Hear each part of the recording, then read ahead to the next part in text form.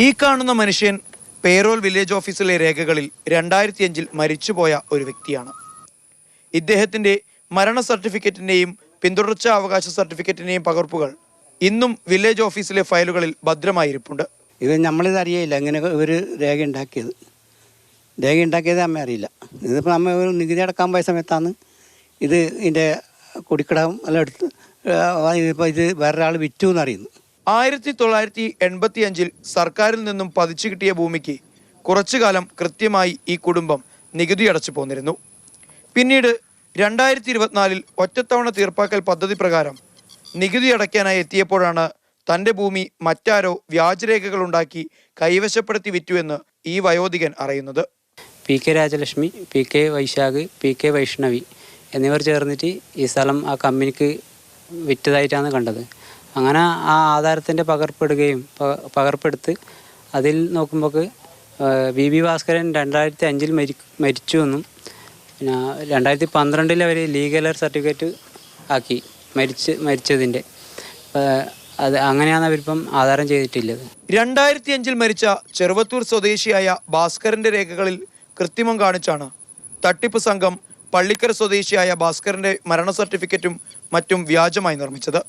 ആധാരം എഴുത്തുകാരനും മുൻ അഭിഭാഷകനും മുൻ വില്ലേജ് ഓഫീസറും ചേർന്നാണ് ഇതിനുള്ള പദ്ധതി തയ്യാറാക്കിയതെന്നതാണ് ഈ കുടുംബത്തിന്റെ ആരോപണം. തനിക്ക് അവകാശപ്പെട്ട മണ്ണിൽ എനിക്കൊപ്പം നിൽക്കുന്ന ഈ മനുഷ്യനെയാണ് വ്യാജരേഖകൾ കൊണ്ട് ചമച്ച് കള്ളന്മാരുടെ സംഘം മരിച്ചെന്ന് പറഞ്ഞ് ഒരേ സമയം ഒരു കുടുംബത്തെയും സർക്കാരിനെയും ഒരുപോലെ വഞ്ചിച്ചത്. ഷാജു ചന്തപ്പുരയ്ക്കൊപ്പം സാരംഗ് സുരേഷ്, മാതൃഭൂമി ന്യൂസ്, കാസർഗോഡ്. തത്സമയം സാരംഗ് സുരേഷ് ആയിരുന്നു നമുക്കൊപ്പം. Sarang, good morning. തട്ടിപ്പിന്റെ മാരക വേർഷനുകളാണ് നമുക്ക് ചുറ്റും പലപ്പോഴും കാണാനാവുക. അതുകൊണ്ട് തന്നെ ഇതൊരു ഒറ്റപ്പെട്ട സംഭവമാണോ? ഇതുമായി സമാനമായി നിരവധി പരാതികൾ ഉണ്ടോ?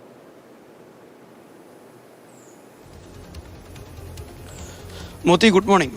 സാങ്കല്പിക കഥകളെ പോലും അല്ലെങ്കിൽ സിനിമാ കഥകളെയൊക്കെ തന്നെ തോൽപ്പിക്കുന്ന തരത്തിലുള്ള വലിയൊരു തട്ടിപ്പാണ് ഇത്തരത്തിൽ കാസർഗോഡ് നീലേശ്വരം പള്ളിക്കരയിൽ നടന്നിട്ടുള്ളത്. ഇപ്പോഴും 2025 ജീവിച്ചിരിക്കുന്ന ഒരു വ്യക്തിയെ 2005 മരിച്ചു എന്ന് കാണിച്ചുകൊണ്ട് വ്യാജമായി മരണ സർട്ടിഫിക്കറ്റും അതോടൊപ്പം തന്നെ ലീഗൽ ഹെയർ സർട്ടിഫിക്കറ്റും ഒക്കെ തന്നെ സംഘടിപ്പിച്ച് അദ്ദേഹത്തിൻ്റെ ഉടമസ്ഥാവകാശത്തിലുള്ള 55 സെൻറ്റ്, അത് അദ്ദേഹത്തിന് 1985 സർക്കാർ പതിച്ചു നൽകിയ ഭൂമിയാണ്. ആ 55 സെൻറ്റ് മറ്റൊരു കുത്തക വ്യവസായ കമ്പനിക്ക് എഴുതി കൊടുക്കുന്ന രീതിയിലുള്ള ഇടപാടാണ് നടന്നിട്ടുള്ളത്. അതിൽ ഏറ്റവും പ്രധാനപ്പെട്ട ഒരു കാര്യം എന്ന് പറയുന്നത് ഒരു സാധാരണക്കാരോ അല്ലെങ്കിൽ ഭൂമാഫിയോ എന്നതിന് ഇടപെട്ടുള്ളൊരു വിഷയമല്ല. ഒരു മുൻ വില്ലേജ് ഓഫീസർ നേരിട്ട് ഇടപെടുന്നു. അതോടൊപ്പം തന്നെ ആധാരമെഴുത്തുകാരുടെ സംഘടനയുടെ സംസ്ഥാന നേതാവായിട്ടുള്ള ഒരു വ്യക്തി, അതോടൊപ്പം തന്നെ ഒരു മുൻ അഭിഭാഷകൻ, ഇവരുടെ കുതന്ത്രത്തിന്റെ ഭാഗമായിട്ടാണ് ഇത്തരത്തിലൊരു ആശയം ഉണ്ടാകുന്നത്. പിന്നീട് 2005 മരിച്ച ചെറുവത്തൂർ സ്വദേശിയായ മറ്റൊരു ഭാസ്കരന്റെ രേഖകൾ ഉപയോഗിച്ച് അത് ഇത്തരത്തിൽ കൃത്രിമം കാണിച്ചുകൊണ്ടാണ് ഇദ്ദേഹത്തിന്റെ മരണം ഉറപ്പാക്കി ഇത്തരത്തിൽ വലിയൊരു തട്ടിപ്പ് നടത്തിയിട്ടുള്ളത്.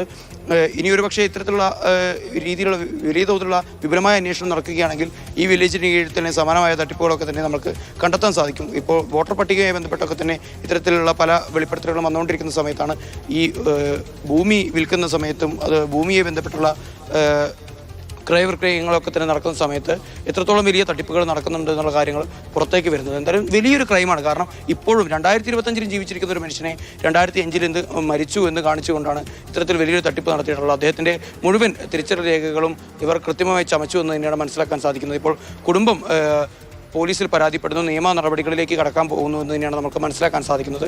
ഏറ്റവും ഒടുവിൽ നമുക്ക് കിട്ടുന്ന അപ്ഡേറ്റ് എന്നത് നീലേശ്വരം പോലീസ് ഈ പറഞ്ഞ നേരത്തെ നമ്മൾ സൂചിപ്പിച്ച 3 പേരടക്കം ഈ നേരത്തെ പറഞ്ഞ 2005 മരണപ്പെട്ട ഭാസ്കരന്റെ കുടുംബക്കാരടക്കമുള്ള ആളുകളടക്കമുള്ള 7 പേർക്കെതിരെ പോലീസ് FIR ഇട്ട് കേസന്വേഷണം ആരംഭിക്കുന്നു എന്ന് തന്നെയാണ്. ഇപ്പോൾ ഇനി നിയമ നടപടികളിലേക്ക് കടക്കുന്ന സമയത്ത് ഒരുപക്ഷെ ഇത്തരത്തിലുള്ള വലിയ തട്ടിപ്പുകളുടെ പിന്നാമ്പുറ കഥകൾ പതിയെ പുറത്തു വരുമെന്ന് തന്നെ നമുക്ക് വിശ്വസിക്കാം.